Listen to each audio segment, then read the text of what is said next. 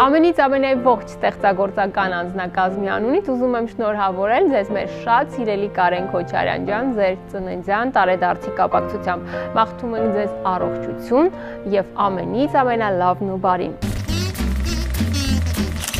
Միգուցե ոչ բոլորը, հատկապես երիտասարդ սերնդի ներկայացուցիչները գիտեն, որ հաղորդավար Կարեն Քոչարյանը դիպլոմավորված դերասան է եւ նույնիսկ որոշ ժամանակ աշխատել է Ստանիսլավսկու անվան ռուսական թատրոնում։ Կարենի առաջին հանդիպումը հեռուստատեսության հետ եղավ հենց ուսանողական տարիներին։ 1980 թվականին հեքիաթն է կանչում մանկական հաղորդման համար պետք է նկարահանվեր հեքիաթ։ Սակայն այդ ժամանակ հեռուստատեսությունը չվարակեց Կարենին։ Մեր բարեկամներից մեկը առաջարկեց ինձ, ասեց, չես ուզում ուժը փորձել որպես հաղորդավար հեռուստատեսությունում,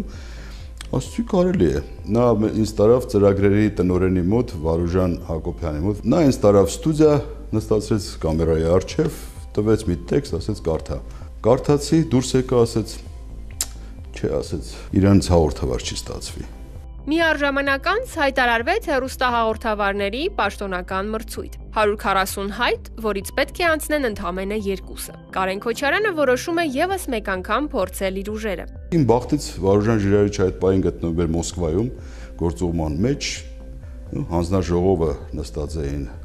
Նարաշ Լեպչյանը, Մարտին Աբրամիչը, Ավետիսյան, մի խոսքով հեռուստատեսության հիմնադիրները, հասա մինչև եզրափակիչ փուլ։ Սակայն հեռուստատեսությունում Կարեն Քոչարյանին սպասում էր հաջորդ փորձությունը։ Առաջին իսկ եթերի ժամանակ տապալեցի եթերը։ Դա գալիս էր նրանից, որ ունի ռուսական կրթություն, եւ այդտեղ ինձ Վարուժան Օքինյանը, որը մեր խմբի ղեկավարն էր, հաղորդավարների ասեց. «Այսօրվանից դու եթեր դուրս չես գա, մինչև այն պահը, երբ վարժվես արդեն հայրենում»։ Եվ 1983 թվականի փետրվարի 1-ից պաշտոնապես արդեն 30 տարի ես եթերում եմ։ Կարեն Քոչարյանն այն երջանիկ հեռուստահաղորդավարներից է, ով հնարավորություն ունեցավ վերապատրաստվել Մոսկվայի Օստանկինոյում, Խորհրդային Միության ամենակարկառուն հեռուստադեմքերի մոտ, եւ այնուամենայնիվ իր հաղորդավարական պրակտիկայում եղել են կիքսային եթերներ։ Հանդիպում հաղորդումներ, որը վարում էր Նարաշ Լեպչյանը, սակայն այդ օրը նա վատառողջ էր եւ չէր կարողացել գալ, եւ ինձ ասացին, որ պետք է կարդաս։ Իսկ այդ հանդիպման տեքստերը տալիս են եթերից ընդամենը 10 րոպե առաջ։ Այդ տեքստը նման էր խաչ բառի։ Լավ հիշում եմ ինչ ֆիլմ էր, Տիտանիկի կործանումը ֆիլմն էր, առաջին ֆիլմը Տիտանիկի մասին, եւ ինձ կատակով հետագայում ասում էին Տիտանիկը քեզ կործանելու էր, բայց բախտդ բերեց։ 80-ականների վերջին հայկական հեռուստատեսությամբ եթեր հեռարձակվեց խճանկար հաղորդաշարը, նոր ֆորմատի մի նախագիծ, որը միանգամից սիրվեց հայ ժողովրդի կողմից։ Լուսահոգի Արտակը Արզումանյան կինոծրագրերի բաժնի վարիչն էր այն ժամանակ եւ ինքը Արմենիայից ստեղծեցին այդ հաղորդումը եւ հետագայում ներգրավեցին այդ հաղորդման մեջ ինձ եւ Արտավազդին։ Իսկ Արմենին վերաբերող զուտ անձնական հարցերով կարող եք զանգահարել 1967 2907 Իտալիա Պալերմո։ Եվ այսպես Buongiorno, Ciaciacara amici, sono in Italia, voi vedete una comicità Palermo. Խճանկարի ստեղծագործական թիմը շատ կրեատիվ էր։ 1991 թվականին նրանց վստահվեց 24 ժամյա ամանորյա հեռուստամարաթոն։ Արմեն չո։ Իսկ դու ինչու տխրեցիր։ Գրեթե բոլոր խմբագրությունները ընդգրկված էին, պատրաստել էին ինչ-որ սյուժեներ, սակայն ես ու Արմենը ամբողջ 24 ժամը ուղիղ եթերում աշխատեցինք երկուսով եւ այդ ստեղծագործական խումբը բացի Արմենից շարունակեց երրորդ ալիքի գաղափարը։ Կորիզը մեր հնգյակն էր, Էլմիրան, Արտավազդը, ես եւ երկու մեր լուսահոգի գործընկերները Արտակ Արզումանյան, որը ղեկավարն էր երրորդ ալիքի այն ժամանակ, Վաչագանը Ներսիսյան, որը խմբագիրն էր։ Մինչև 99 թիվը մենք հանրային հեռուստատեսություն ենք, այն ժամանակ ազգային հեռուստատեսություն էր կոչվում։ Այս ստեղծագործական թիմը ստացավ հրավեր Արմենիա հեռուստատեսությունից։ Եղան եւս մի քանի նոր ստեղծվող հեռուստաալիքներ, որոնց երրորդ ալիքի կազմը փորձում էր օգնել իր փորձով եւ գիտելիքներով։ 3 տարի մոտ եթերում չէի եւ ի ուրախություն ինձ հրավերք ստացա Արմենիա հեռուստաընկերությունից։ Հրաչյա Քեշիշյանն ինձ հրավիրեց վարելու Նազանի հետ միասին երկրի գանձերը հաղորդումը, որը ասեմ, որ առաջին օրվանից շատ սիրել եմ այդ հաղորդումը, դիտել եմ այն միշտ եւ ինձ համար շատ ուրախալ է, որ այսօր մեր երիտասարդ երգիչները կարողանում են գալ ներկայացնել այն տարիների իսկական ոսկե դարաշրջանի երգերը, դա ինչ որտեղ փոխում է մեր էստրադայի որակը այսօրվա դեպի լավը։ Աստղերի ամենից ամենաերկրորդ զբաղմունքների շքերթում հայտնվեց հաղորդավար, սցենարիստ եւ մի շարք այլ զբաղմունքների տեր Կարեն Քոչարյանը, ով կարելի ասել դեռ շատ երիտասարդ տարիքից ունեցել է բազմաթիվ զբաղմունքներ։ Մինչ Թատերական ինստիտուտ սովորելս զբաղվել եմ մի շատ հետաքրքիր գործով, աշխատել եմ ֆիզիոլոգիայի ինստիտուտում որպես լաբորանտ եւ ինձ տարան, որպեսզի ես օգնեմ փորձեր կատարել կատուների վրա։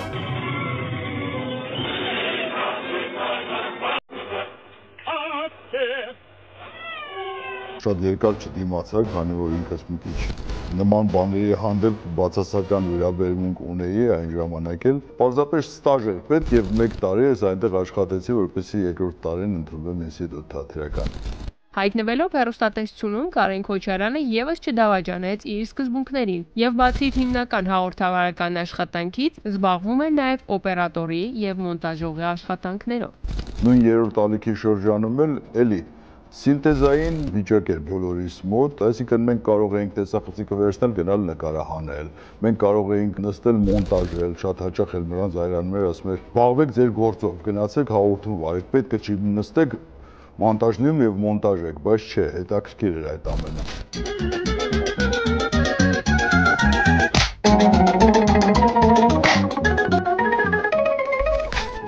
Կարեն Քոչարյանը շարունակում է զբաղվել օպերատորական աշխատանքով։ Ես տարիներ շարունակ ռիսկ չի անում գրել տիտրերում օպերատոր Կարեն Քոչարյան, որովհետև օպերատորը դա լուրջ մասնագիտություն է, որին պետք է մակընտելանա, սովորի։ Ես վերջերս արդեն ինչ-որ փորձեր արել եմ, բայց էլի այնուամենայնիվ բեն եմ դրան։ Շատ հաճախ գրում եմ պարզապես նկարահանումներ։ Կարեն Քոչարյանն այսօր էլ ունի մի քանի զբաղմունք, որոնցից յուրաքանչյուրը նրան գերագույն հաճույք է պատճառում։ Մի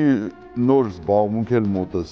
ծնվեց, կարելի ասել մանկավարժությունն է, քանի որ այսօր աշխատում եմ դպրոցում եւ դպրոցում զբաղվում եմ էլի ինչ որտեղ իմ գործով, դերմանելով 21-րդ դարի սերունդին, այն հիմունքները, որը ես վերցրել եմ, ասենք ժուրնալիստիկայում, օպերատորական գործում, մոնտաժի գործում, նկարահանում ենք տեսահոլովակներ, նկարահանում ենք տեսաֆիլմներ։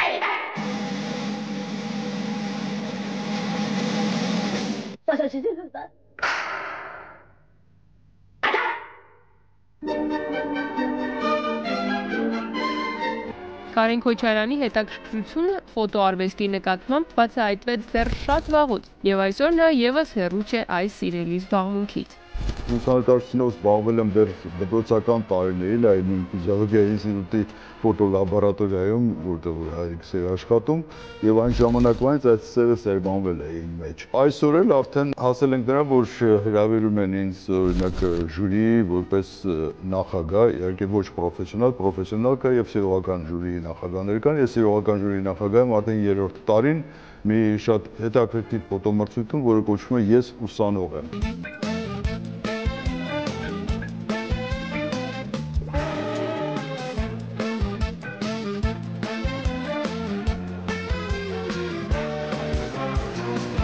Բոլորովին վերջերս Կարեն Քոչարյանը գտավ իր համար եւս մեկ զբաղմունք։ Բոլորովին վերջերս մի հետաքրքիր այլ զբաղմունք էլ մոտս եղավ, սկսեցի երգել։ Ժամանակ առ ժամանակ, առաջին անգամ դա եղավ Լուդվիգ Բյուրյանի 80-ամյակը նշելու ժամանակ, երբ որ Խաչիկ Գևորգյանն առաջարկեց, որպեսզի ես վարեմ այդ երեկոն, բացի դրանից, ասեց ուզում ես մի երգել երգես։ Ես մինչ այդ Արմենիայում արդեն երկրի գանձերում փորձել էի այդ երգը, այնուամենայնիվ որոշեցի փորձել էլի մեծ նվագախմբով, Երևան Տերասենկերային նվագախմբով։ Արցունքները գոհարներ են, լույսեր, ամեն արցուն սեր է, այրոք սեր։ Եվ երգից հետո մայեստրոն մոտեցավ ինձ, Մարտին Վարդազարյանը, շնորհավորեց ինձ բեմում, ասեց սա էլ է գործ, միգուցե սրանով էլ կարողանաս զբաղվել, ինչին ես պատասխանեցի մայեստրո ջան, ինչ անեմ, այսօր բոլոր երգիչները հաղորդում են վարում, ես ստիպված եմ երգել։ Որ գուցե այս ճանապարհով էլ գնաս շարունակես, էլի մասնագիտություն է, էլի պետք է գա։ Կեցես, Շնորհակալություն, մայեստրո ջան, այսօր շատ երգիչներ հաղորդումներ են վարում, միգուցե մենք էլ փորձենք երգել։ Կարող եմ մի քիչ գլուխ գովել, որ առաջինը հետխորհրդային հայկական հեռուստատեսության մեջ մենք էինք, որ երրորդ ալիքի շրջանակներում ստեղծեցինք ճամփորդության վերաբերյալ խորագիր։ Կարեն Քոչարյան։ Ես իմ առջև միշտ հիմա էլ դնում եմ երկու պայման։ Ուզում եմ նույն երկրում գոնե մինիմում 2 անգամ լինեմ։ Առաջինը դա մինիմում ծրագիրն է, որ իմ առջև դնում եմ ծանոթանալ քաղաքին, տեսարժան վայրերին եւ պարտադիր տեսախցիկը ձեռքից։ Իսկ երկրորդ անգամ եթե գնամ այդ երկիրը, իմ առջև այլ ծրագիր է, հանդիպել արդեն այդ երկրի ճանաչված մարդկանց հետ։ Это сеньор Бунюэль. Бунюэль? Си, Бунюэль. И месье Манрей. Здравствуйте. Манрей? Боже мой. Привет. Это Пендер. Да. Пендер. Это так. Пендер. Да. А я Дали. Дали. Си, вы должны запомнить. Կարենն անկեղծ խոստովանում է, որ բավականին արկածային եւ հետաքրքիր դարձավ նրա ճամփորդությունը դեպի Եվրոպա։ Եղել եմ Գերմանիայում, ընդ որում եղել եմ խորհրդային տարիներին եւ GDR-ում եւ FRG-ում։ Իսկ առաջին պետությունը, որ ես եղել եմ Եվրոպայում, դա եղել է Դանիան։ Իհարկե ամենամեծ տպավորությունը ինձ վրա թողեց Կրոնբերգը, որտեղ գտնվում է Համլետի դղյակը, այսպես ասած։ Նույնիսկ մեր խմբում կար մի տղա, որի անունը Լաերտ էր, կատակով սուսեր կար վերցեցի, ասեցի պաշտպանվիր Լաերտ եւ սկսեցինք խաղալ Համլետից մի հատված այնտեղ։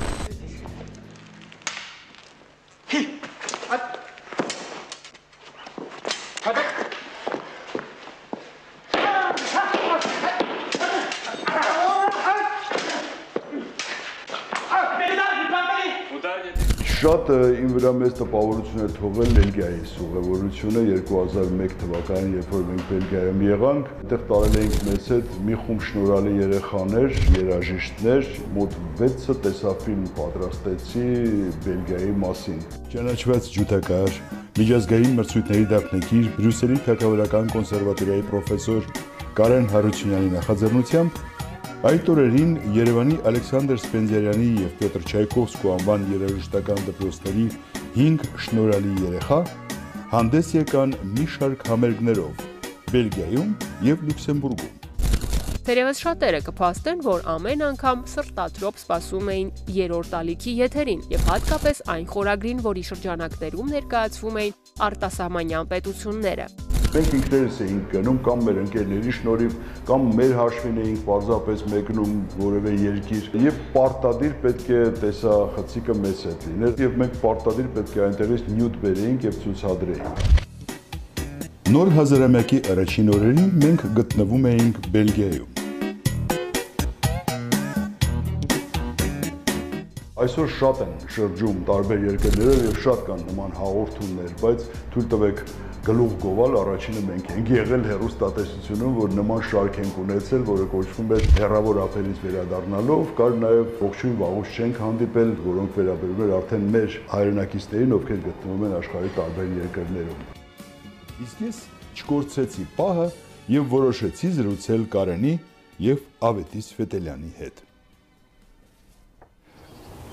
Սիրելի հայրենակիցներ, ուզում եմ ներկայացնել պարոն Ֆետելյանին, պարոն Ավետիս Ֆետելյանին, կարծում եմ Կարեն Հարությունյանին արդեն լավ ճանաչում եք։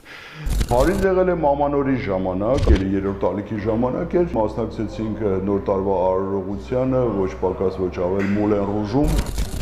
Առանձնակի քնքշանքով Կարեն Քոչարյանը խոսում է Սանկտ Պետերբուրգ քաղաքի մասին։ 31 տարի առաջ հարսանեկան ուղևորություն մեկնեցինք կնոջս հետ Սանկտ Պետերբուրգ, այն ժամանակ Լենինգրադ եւ 31 տարի անց բոլորովին վերջերս էլի եղա արդեն Սանկտ Պետերբուրգում, ասում եմ, я уехал в Ленинград, а приехал в Санкт-Петербург։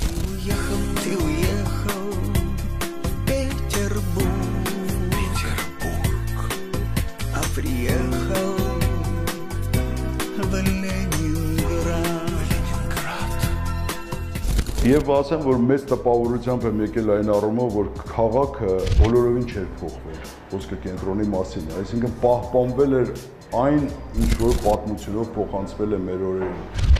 Այն հարցին, թե որտեղ կցանկանար հայտնվել Կարենը մոտ ժամանակներում, նա պատասխանեց հետևյալը։ Արևելյան երկրներում մանավանդ կուզեմ լինել, խոսքս Հնդկաստանի մասին են ու Եգիպտոսի մասին։ Այսօր շատ պոպուլյար երկրներ են դրանք, բայց բուն Եգիպտոսը տեսնեմ, բուն Հնդկաստանը տեսնեմ։ Աղջիկս օրինակ տուրիստական կազմակերպությունում է աշխատում, ավագ դուստերս, եւ այդ բախտը իրեն վիճակվել է, ասենք տարին մեկ անգամ, երկու անգամ լինել ու հիմնականում նման երկրներում լինել։